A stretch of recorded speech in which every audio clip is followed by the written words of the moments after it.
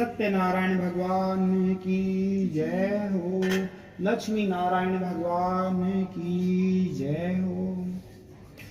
श्रीमन्नारायण नारायण नारायण, भजमन नारायण नारायण नारायण, श्रीमन्नारायण नारायण नारायण, सत्यनारायण नारायण नारायण, लक्ष्मी नारायण नारायण नारायण, सूर्य नारायण नारायण नारायण, श्रीमन्नारायण नारायण नारायण, श्री कृष्ण गोविंद हरे मुरारी, हे नाथ नारायण वासुदेवा, हे नाथ नारायण वासुदेवा। बोले श्रीमन्नारायण भगवान की जय, सत्यनारायण भगवान की जय। भगवान श्री सत्यनारायण की कथा का जो भी श्रवण करता है उसकी हर प्रकार की मनोकामना पूर्ण होती है। आज हम भगवान श्री सत्यनारायण की कथा का श्रवण करेंगे और उनके जो जीवन में फल प्राप्त होते हैं उनको भी पढ़ेंगे। भगवान श्री सत्यनारायण कलयुग में सत्यनारायण रूप से विराजमान हैं और वो विराजमान होकर के अनेक प्रकार के भक्तों के सुख समृद्धि प्रदान करते हैं। निसंतानों को संतान की प्राप्ति कराते हैं। जिन जो निर्धन है उनको धन प्रदान करते हैं। इस प्रकार से जो भगवान श्री सत्यनारायण की पूजा करता है उसकी हर प्रकार की मनोकामना पूर्ण होती है। श्री सत्यनारायण भगवान की पूजा करने के लिए केले के खंभे, पंच पल्लव, कलश, पंचरत्न, चावल, कपूर, धूप पुष्पों की माला, श्रीफल, ऋतुफल, अंग वस्त्र, नैवेद्य, कलावा, आम के पत्ते, यजोपवीत वस्त्र, गुलाब के फूल, दीप, तुलसी दल, पान, पंचामृत, केसर, बंद्रवाल, चौकी आदि सामग्रियों के साथ भगवान की पूजा करनी चाहिए। भगवान की पूजा के लिए किसी भी पूर्णिमा, संक्रांति के दिन प्रातः, सायंकाल या सायंकाल को स्नान आदि से निवृत्त होकर के पूजा स्थान में पर आसन के पर बैठ करके श्रद्धा भाव से गणेश भगवान, गौरी माता, वरुण भगवान, विष्णु आदि सभी देवताओं का ध्यान के साथ पूजन करना चाहिए। उसके बाद संकल्प करें कि मैं श्री सत्यनारायण भगवान का पूजन तथा कथा श्रवण कर रहा हूँ। इस प्रकार से मुझे हर प्रकार की सुख संपत्ति प्राप्त हो। हाथ में पुष्प लेकर के भगवान नारायण का ध्यान करें और कथा का श्रवण करें। बोलिए श्री नारायण भगवान की जय। इसको भी मोलियो टीका दे देते हैं। बोलिए श्रीमन नारायण भगवान की जय। कथा का श्रवण। एक समय, पहला अध्याय। एक समय पर नैमिषारण्य तीर्थ में सोनकादि 88,000 ऋषियों ने श्री सूत जी भगवान जी से पूछा कि हे प्रभु, इस कलयुग में मनुष्य वेद विद्या से रहित होकर के मन माने ढंग से पूजा करेंगे तथा उनका उद्धार नहीं हो पाएगा। अगर मन माने ढंग से पूजा होगी तो भगवान की भक्ति नहीं हो पाएगी। जैसे क्या करते हैं कि कई जगह बलि प्रथा चला दी, लेकिन वेद कहता है कि बलि प्रथा निषेध है। ठीक है, तो मन माने ढंग से पूजा करेंगे और उस पूजा के बाद वो अनेक प्रकार के दुख भी झेलेंगे। तो भगवान से कहते हैं कि उनका उद्धार किस प्रकार से होगा। इसलिए हे मुनि श्रेष्ठ, कोई ऐसा तप, पूजा, जप कहे बताइए जिसके करने से, थोड़े से पूजा करने से पुण्य की प्राप्ति हो और मनुष्यों के दुख दूर हो जाए। भगवान जी बोले कि एक बार नारद भगवान जी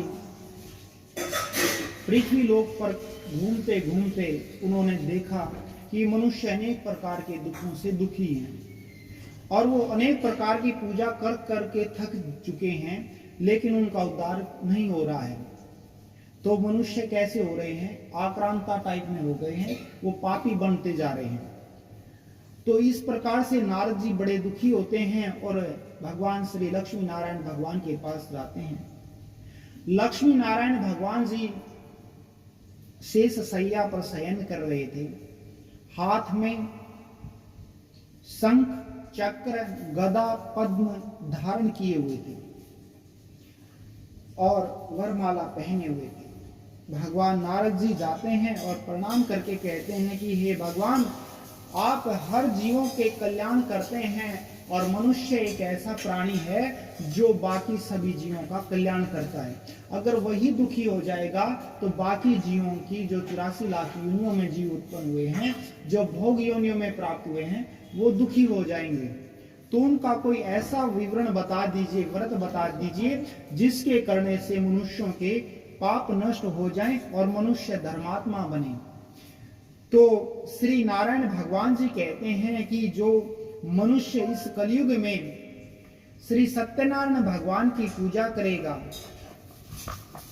और मन और श्रद्धा से करेगा तो उनको हर प्रकार के सुख संपत्ति प्रदान होंगे। जो भगवान में अपनी आस्था विराजमान करके धारण करके भगवान में अपनी आस्था धारण करके श्रद्धा भाव से और सभी का कल्याण रूपी पूजा करेगा, उसके हर प्रकार की मनोकामना पूर्ण होंगी। तो नारद जी ऐसा वृतांत सुनते हैं। उसके बाद भगवान जी बताते हैं कि मनुष्यों को किस प्रकार से ये पूजा करनी चाहिए। इस पूजा के करने के लिए भक्ति और श्रद्धा के साथ किसी भी दिन मनुष्य श्री सत्यनारायण भगवान की प्रातः काल के समय या संध्या वेला में ब्राह्मणों और बंधुओं के साथ धर्म परायण होकर के पूजा करें। भक्ति भाव से नैवेद्य, मिठाइयाँ, केले के फल, घी, दूध और गेहूं का चूर्ण का सवाया बनाएं। भगवान को शक्कर गुड़ आदि अर्पण करें और मिष्ठान अर्पण करें भगवान को। और भगवान को अर्पण करते हुए भगवान से प्रार्थना करें कि हे भगवान सबका भला करें। इस प्रकार से जो मनुष्य भगवान की पूजा करते हैं उनके हर प्रकार के अन्न धन के भंडार भर जाते हैं। ब्राह्मणों को भोजन कराएं, बंधुओं को भोजन कराएं, उसके बाद स्वयं भोजन करें। नृत्य, गीत आदि आचरण करते हुए श्री सत्यनारायण भगवान का स्मरण करें, समय व्यतीत करें। इस प्रकार से व्रत करने से मनुष्यों की सभी इच्छाएं पूर्ण हो जाती है। विशेष काल कलियुग में ये ही मोक्ष का सरल उपाय है। बोलिए श्री सत्यनारायण भगवान की जय हो। दूसरा अध्याय। श्री सूत जी बोले कि हे ऋषियों, जिसने पहले समय में इस व्रत को किया था उसका वृतांत मैं आपको सुना रहा हूँ, ध्यान से सुनो। सुंदर काशीपुरी नगरी में एक अत्यंत निर्धन ब्राह्मण रहता था। वह भूख प्यास से व्याकुल नित्य पृथ्वी पर घूमता था। ब्राह्मणों से प्रेम करने वाले भगवान श्री नारायण वहां पर एक बूढ़े ब्राह्मण का वेश धारण करके उनके पास आते हैं और कहते हैं कि हे ब्राह्मण देवता, आप क्यों निराश हैं? और क्योंकि वो निराश थे, वो क्या थे, भिक्षा मांगते थे और भिक्षा मांगने के बाद भी उनको भिक्षा कोई नहीं देता था, तो वो भगवान को कोसते रहते थे। तो जो भगवान नारायण बूढ़े ब्राह्मण का वेश धारण करके आते हैं, वो कहते हैं कि आप भगवान को क्यों कोसते रहते हैं? तो वो कहते हैं कि मैं अत्यंत निर्धन ब्राह्मण हूँ और मैं भगवान का भजन भी करता हूँ, लेकिन फिर भी मेरी निर्धनता दूर नहीं हो रही है। कोई ऐसा व्रत हो जिसके करने से मेरी निर्धनता दूर हो जाए, तो कृपा करके आप मुझे बतला दीजिए। श्री भगवान नारायण जो बूढ़े ब्राह्मण का वेश धारण करके आए थे, वो कहते हैं कि जो मनुष्य श्री सत्यनारायण भगवान का पूजा करता है उसकी हर प्रकार की कामनाएं पूर्ण हो जाती है। तो ऐसा वृतांत सुन करके वो घर पर जाते हैं और जितनी भी उनको दान दक्षिणा मिलती है उस दान दक्षिणा का कुछ भाग निकाल करके भगवान के निमित्त निकाल देते हैं। परमात्मा की कृपा होती है, थोड़े से समय के बाद कुछ ही दिनों में उनके पास इतना पर्याप्त धन हो जाता है कि वो सत्यनारायण भगवान का पूजा कर सकें और वो परमात्मा का गुण गाते हुए बड़े धूमधाम के साथ श्री सत्यनारायण भगवान का पूजा करते हैं। परमात्मा की कृपा होती है, उनको जो भिक्षा नहीं मिलती थी उनको अनेक प्रकार की भिक्षा प्राप्त होती है और उनकी आस्था भगवान में जुड़ जाती है। इस प्रकार से वो भगवान का जो भी पूर्णिमा आदि होती थी उस समय पर भगवान की वो पूजा करने लग जाते हैं। एक समय पर वही ब्राह्मण भगवान की पूजा कर रहे थे, वहां पर एक लकड़हारा आता है, बड़ा परेशान दिखाई देता है और उनको प्रणाम करके कहता है, प्रसाद आदि ग्रहण करके कहते हैं कि ये किस भगवान की पूजा है और इसके करने से क्या फल की प्राप्ति होगी। तो वो कहते हैं ये श्री सत्यनारायण भगवान की पूजा है, इसके करने से मनुष्यों के हर प्रकार के दुख दूर हो जाते हैं। जो मनुष्य श्रद्धा भाव से श्री सत्यनारायण भगवान की पूजा करता है उनकी हर प्रकार की मनोकामना पूर्ण हो जाती है। तो लकड़हारा प्रसाद लेकर के घर पर चले जाते हैं। जो भी लकड़ियों के उनको दाम प्राप्त होते हैं उस दाम को लेकर के घर पर चले जाते हैं और उनमें से कुछ भाग भगवान श्री सत्यनारायण की पूजा के निमित्त निकाल देते हैं। परमात्मा की कृपा होती है, उनको जो लकड़ियों के दाम प्राप्त होते थे पहले, आगे के दिनों में वो उस दाम से कई गुना दाम प्राप्त होने लग जाते हैं। उनकी आस्था जुड़ जाती है भगवान में और इस प्रकार से कुछ ही दिनों में उनके पास इतना पर्याप्त धन हो जाता है कि वो सभी सत्यनारायण भगवान का पूजा बड़े धूमधाम के साथ कर सकें। तो वो सभी सामग्रियां मंगा करके भगवान श्री सत्यनारायण की पूजा करते हैं। इस प्रकार से उनके घर में अन्न धन के भंडार भर जाते हैं और उनकी जो गरीबी थी वो भी दूर हो जाती है। अंत समय में वो मोक्ष को प्राप्त होते हैं। बोलिए श्री सत्यनारायण भगवान की जय हो। सूत जी कहते हैं कि हे श्रेष्ठ मुनियों, अब आगे की कथा कहता हूँ, सुनो। पहले समय में एक उल्कामुख नाम का राजा था, बड़ा बुद्धिमान था, सत्य वक्ता था, जितेंद्रिय था।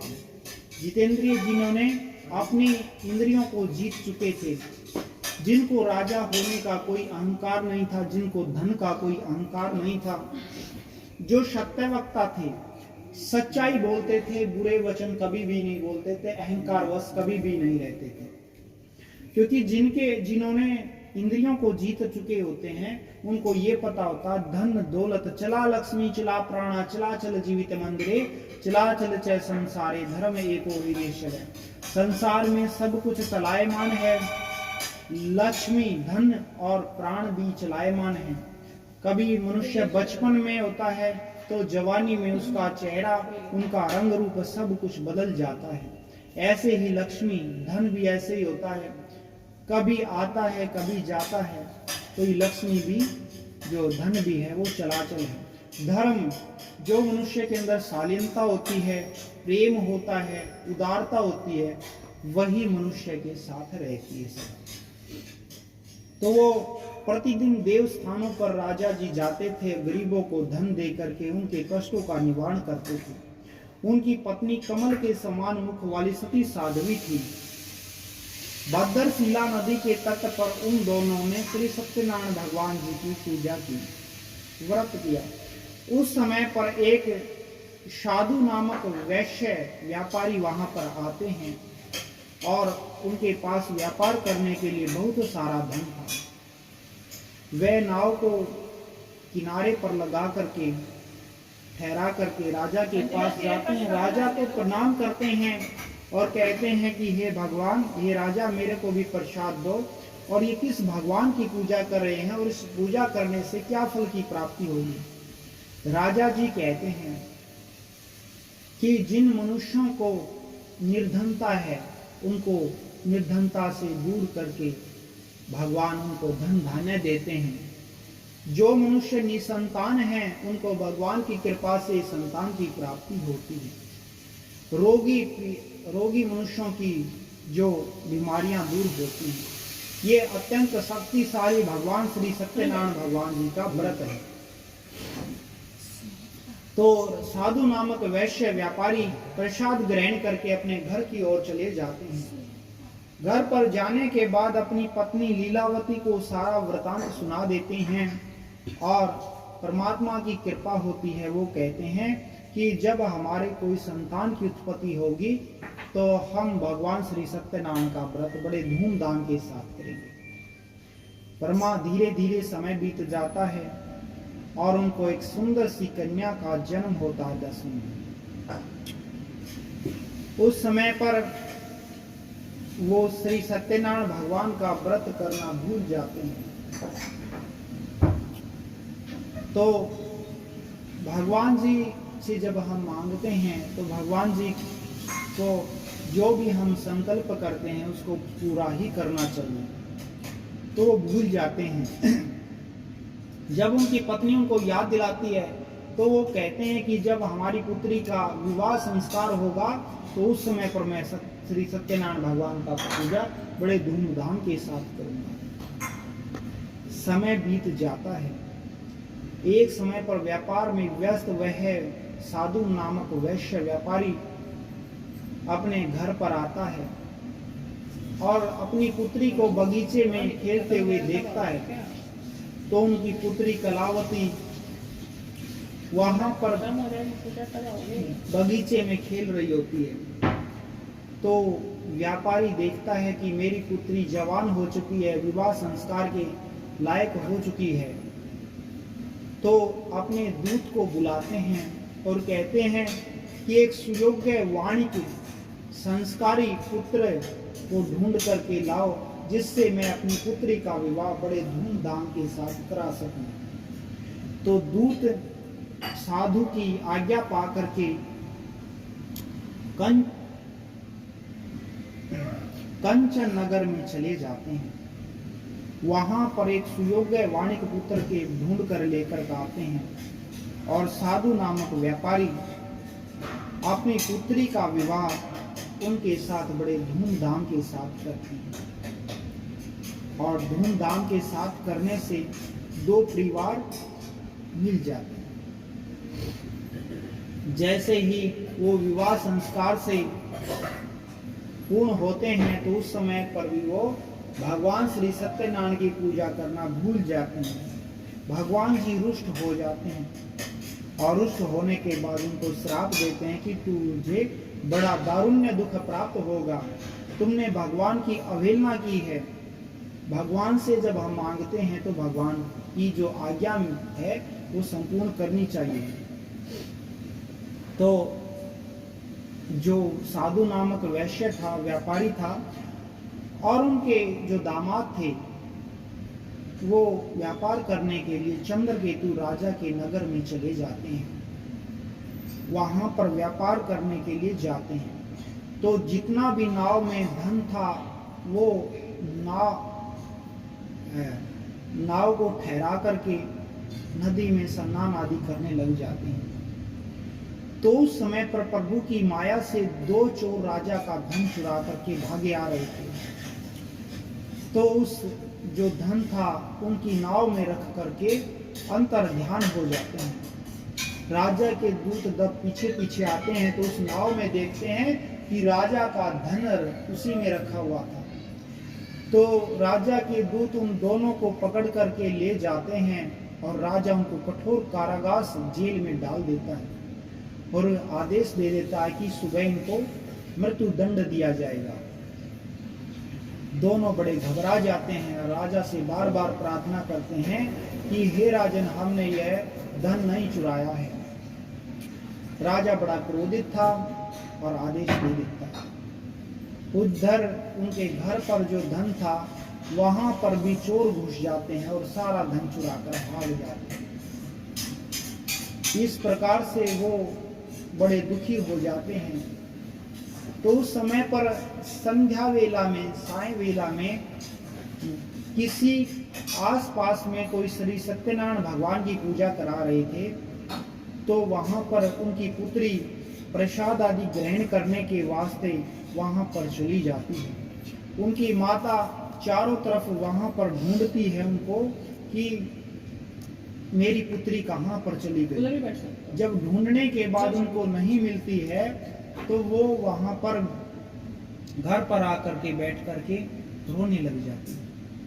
उनकी पुत्री प्रसाद आदि ग्रहण करके अपने घर पर आती है और अपनी माता के लिए भी प्रसाद लेकर आ जाती है। तो उनकी माता को कहती है, माता तुम क्यों रो रहे हो, क्यों दुखी हो?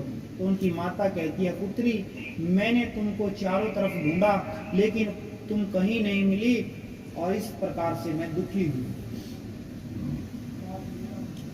तो वो उनकी पुत्री प्रसाद दे करके उनको अपना सारा वृतांत सुना देती है।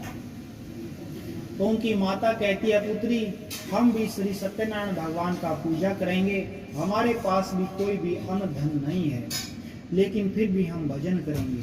तो वो भजन करने लग जाते हैं। परमात्मा की कृपा होती है, उनके घर पर कोई फल रख कर चला जाता है, कोई मिठाइयाँ रख कर चला जाता है और आसपास में बहुत सारे पड़ोसी इकट्ठा होकर के साथ साथ सत्यनारायण भगवान का पूजा करने लग जाते हैं।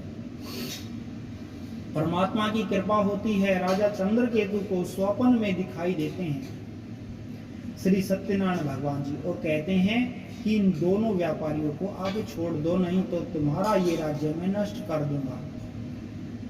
तो वो राजा घबरा जाते हैं और अपनी सभा को सुबह बुला लेते हैं और सुबह सारा वृतांत सुना देते हैं। राजा के जो मंत्री गण थे वो कहते हैं कि हे राजन, ये दोनों व्यापारी हैं, ये पढ़े लिखे भी दिख रहे हैं, दोनों पढ़े लिखे हैं और इनके पास जो धन है वो व्यापार करने का है, वो चोरों वाला धन नहीं है, वो व्यापार करने वाला धन है। तो ये कहीं से भी व्यापारी नहीं, चोर नहीं लगते हैं, इनको छोड़ दीजिए। राजा ऐसा ही करता है और जो उनके पास धन है वो उनको वापस दे देता है और अपने पास से भी कुछ धन दे करके उनको रवाना कर देता है और कहता है कि मुझसे जो भूल हुई है उसको क्षमा कर देना। इस प्रकार से राजा उनको रवाना कर देता है वहां से। कुछ दूर जाने के बाद वो साधु नामक व्यापारी और उनके दामाद वहां पर बैठे हुए होते हैं। वहां पर नाव को ठहरा करके स्नान आदि करने लग जाते हैं। तो उस समय पर एक दंडीधारी वेश धारण करके भगवान श्री सत्यनारायण आते हैं और कहते हैं कि इस नाव में क्या रखा है। वो अहंकारवश कहते हैं कि इस नाव में तो घास फूस भरा हुआ है, तुम चोर तो नहीं हो, तुम्हारे कारण हम जेल तो नहीं चले गए, राजा तुम्हारे कारण ही तो हमको नहीं पकड़ कर ले गया। उनको बुरा भला कहते हैं। जब बुरा भला कहते हैं तो वो कहते हैं, भगवान जी कहते हैं, तथास्तु तुम्हारी नाव में ऐसा ही हो जाएगा। क्योंकि भगवान जो सत्यनारायण थे बूढ़े साधु का वेश धारण करके आए थे, दंडीधारी बनकर आए थे। दंडीधारी का मतलब होता है जो बिल्कुल बुजुर्ग थे, जिन पर चला भी नहीं जा रहा था, ऐसा वेश धारण करके आए हुए थे। तो इस प्रकार से वो कटु वचन बोलते हैं और उसको दुत्कारते हैं और कहते हैं कि तुम चले जाओ यहाँ से। जब देखते हैं, स्नान आदि करके देखते हैं व्यापारी, तो उनकी नाव में घास फूस भर गया था, उनका धन घास फूस में परिवर्तित हो गया था। तो वो घबरा जाते हैं और घबरा करके मूर्छित हो जाते हैं। जब उनकी मूर्छा खुलती है तो उनके दामाद कहते हैं कि उन्हीं दंडीधारी वेश धारण किए हुए भगवान के पास जाते हैं, वही हमारी जो मुसीबत का हल करेंगे। जाते हैं वहां पर, क्षमा याचना मांगते हैं और कहते हैं कि हे भगवान, आपको तो देवता साधु संत बड़े बड़े वो भी नहीं पहचान पाए कि आप किस वेश में आकर के कौन सी परीक्षा ले जाएं। तो वो उससे क्षमा याचना मांगते हैं। भगवान जी कहते हैं कि तुमने भगवान की बार बार अवहेलना की है, इस प्रकार से तुम्हें ये दारुण्य दुख प्राप्त हुआ है। और भगवान जी जब भक्तों शरण में आ जाते हैं तो क्षमा कर देते हैं। तो वो क्षमा कर देते हैं उनको और उनकी नाव में ऐसा कैसा धन हो जाता है। तब वो अपने नगर की ओर चले जाते हैं। जैसे ही नगर की ओर जाते हैं तो अपने दूतों को बुलाकर अपने घर पर संदेश पहुंचा देते हैं। जैसे उनके घर पर संदेश पहुंचता है तो उनकी पुत्री भगवान की अवहेलना करते हुए प्रसाद लिए बगैर और पूजा को बीच में छोड़ करके अपने पति से मिलने चली आती है। भगवान जी रुष्ट हो जाते हैं तो उनकी नाव को वहीं बीच में ही ठहरा देते हैं। उनकी नाव डूबने लग जाती है। तब उस समय पर आकाशवाणी होती है। उनके पिताजी कहते हैं, पुत्री, तुमने भगवान की अवहेलना की है, इस प्रकार से ये नाव डूबने लगी गई है। जाओ भगवान से क्षमा याचना मांगो। तो उनकी पुत्री कहती है, पिताजी, मैंने भगवान का प्रसाद नहीं लिया है और मैं बीच में ही पूजा छोड़ करके आपसे मिलने आ गई हूँ। तो उनके पिता कहते हैं, जाओ पुत्री, घर पर जाओ, भगवान से क्षमा याचना मांगो और पूजा को संपूर्ण करके तब वापस यहाँ पर आना। तब वो जाती है, क्षमा याचना मांगती है, प्रसाद ग्रहण करके और संपूर्ण पूजा होने के बाद वहाँ पर आती है। जब आने के बाद सकुशल घर पर जाते हैं वो और भगवान की माया को पहचान जाते हैं। इस प्रकार से वो व्यापारी नामक वैश्य बड़े धूमधाम के साथ श्री सत्यनारायण भगवान की पूजा करते हैं। और वो कभी भी जो दान नहीं करते थे, वो भगवान की माया से पहचान जाते हैं कि ये धन दौलत, ये शोहरत है, ये सब परमात्मा की कृपा से ही है और धन तो बांटने से ही बढ़ता है। धन को इस प्रकार से वो पूर्णिमा आदि जो पर्व होते हैं उन पर भगवान श्री सत्यनारायण की पूजा करने लग जाते हैं। इस प्रकार से उनके घर में अन्न धन के भंडार भर जाते हैं और अंत समय वे मोक्ष को प्राप्त होते हैं। बोलिए श्री सत्यनारायण भगवान की जय। अब आगे की कथा। एक समय में प्रजापालन में लीन तुंगध्वज नाम के एक राजा थे। उसने भी भगवान का प्रसाद त्याग करके बहुत दुख पाया था। एक समय पर वन्य पशुओं को मार करके बड़ के पेड़ के नीचे वो बैठे हुए विश्राम कर रहे थे। उस समय पर गवाले उनको प्रसाद, जो गोचर होते हैं, गाय को चराते हैं, ऐसे गवाले भक्ति भाव से अपने बंधुओं के साथ भगवान सत्यनारायण की पूजा कर रहे होते हैं। उस समय पर वो सभी को प्रसाद देते हैं और देखते हैं कि दूर बैठे हुए बरगद के पेड़ के नीचे कोई बैठे हुए, तो उनके प्रसाद देने के लिए चले जाते हैं। उनको प्रणाम करते हैं कि ये भगवान श्री सत्यनारायण भगवान का प्रसाद, इसको आप ग्रहण कीजिए। तो वो राजा थे, अहंकार वश उनको कटु वचन बोलते हैं और कहते हैं कि मैं तो राजा हूँ, मैं ये तुम जैसों का प्रसाद ग्रहण नहीं करता हूँ। मेरे पास 36 पकवान होते हैं, अनेक प्रकार का अच्छा भोजन होता है, तो मैं तुम्हारा ये प्रसाद ग्रहण नहीं करता हूँ। और उनको कटु वचन बोलते हैं कि दोबारा वापस यहाँ नहीं आना, और उनको कटु वचन बोल करके वहां से चल देते हैं। जो गवाले थे अपने जहां पर उन्होंने पूजा कर रखी थी, वहां पर जाते हैं और ये सुनाते हैं, कहते हैं कि वो राजा थे और कटु वचन बोल रहे थे, भगवान उनको माफ करना, उनको शुद्ध बुद्धि देना। तो ऐसी उदारता मनुष्य के अंदर होनी चाहिए। अगर कोई बुरा भी कह देता है तो भगवान से यही प्रार्थना करनी चाहिए कि हे भगवान उसको शुद्ध बुद्धि देना। तो उस समय पर जाने के बाद वहां पर राजा घूमता है। राजा को वो अपने नगर का रास्ता ही नहीं मिलता। अब तो क्या आ गया, गूगल मैप आ गया। उस समय पर गूगल मैप नहीं होता था। राजा वन में घूमता रहता है, घूम फिर कर वहीं आ जाता है। राजा घबरा जाता है और पहचान जाता है कि ये भगवान का प्रसाद त्याग करके मैंने दुख पाया है। गवालों के पास वापस जाता है, उन्हें क्षमा याचना मांगता है कि मैंने आपको अहंकार वश गलत बोल दिया था, मुझे क्षमा कर दीजिए। और क्षमा मांगने के बाद प्रसाद लेता है और अपने नगर की ओर चला जाता है। और अपने नगर पर जाकर के जैसा भी धूमधाम होता है सत्यनारायण भगवान की पूजा करते हैं। इस समय इस प्रकार से उनके घर में अन्न धन के भंडार भर जाते हैं। बोलिए श्री सत्यनारायण भगवान की जय। जिन्होंने पहले समय में इस व्रत को किया था उसके दूसरे जन्म की कथा में कहता हूँ। जो सतानंद नाम के ब्राह्मण थे जो भिक्षा मांगते थे वो क्या बने, अगले जन्म में सुदामा बने और सुदामा बन करके मोक्ष को पाए। देखो जन्मों का, पिछले जन्मों का ही कर्म होता है। वो पहले जन्म में भी क्या मांग रहे थे, भिक्षा ही मांग रहे थे। ऐसी भिक्षा मांग रहे थे कि उनको ऐसा मिलता था कि कोई ऐसा प्रसाद देता था जो कोई खा भी नहीं सकता, ऐसा प्रसाद उसको मिलता था। अगले जन्म में क्या बने, सुदामा बने। सुदामा बन कभी बहुत गरीब बने, फिर उनको मोक्ष पाया। उल्कामुख नाम के जो राजा थे वो दशरथ होकर के वैकुंठ धाम को प्राप्त हुए। साधु नामक ये वैश्य थे वो मोर ध्वज बनकर अपने पुत्र को आरे से चीर करके मोक्ष को प्राप्त हुआ।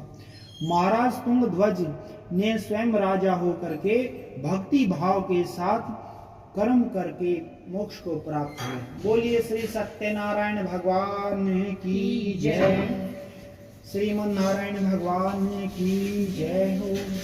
श्रीमन नारायण नारायण नारायण, भजमन नारायण नारायण नारायण, जपो नारायण नारायण नारायण, भजो नारायण नारायण नारायण। श्रीमन नारायण नारायण नारायण, सूर्य नारायण नारायण नारायण, लक्ष्मी नारायण नारायण नारायण। श्री कृष्ण गोविंद हरे मुरारी, हे नाथ नारायण वासुदेवा, हे नाथ नारायण वासुदेवा।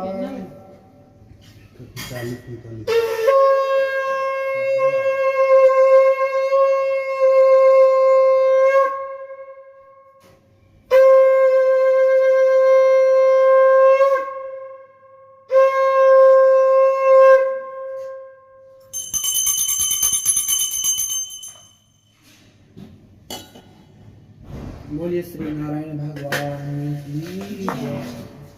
आप सभी अर्पित कर देंगे पुष्पांजलि।